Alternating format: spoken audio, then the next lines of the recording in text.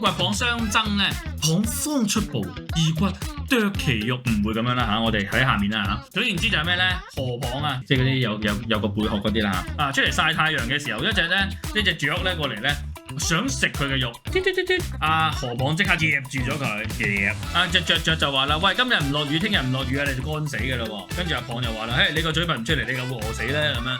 互相牽制咗住對方啦，係嘛？佢雀又飛唔到啦，阿蚌又走唔到啦。結果點樣啊？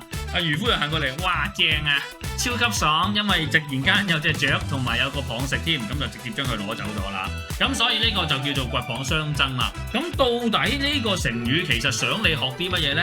其實佢嘅下半橛先係最重要，佢嘅後半橛叫做漁翁得利，即係講緊話嗱，你本身兩個人自己喺度鬧交打交啦，咁呢個叫做第一、第二人啦嚇。呢兩個鬧交嘅人有冇好處啊？最尾冇好處，但係最尾得到好處嘅係第三個人。簡單啲嚟講，即係話呢，有兩個人自己喺度鬥爭嘅時候，最尾益咗人哋，就叫做骨蚌相爭啦。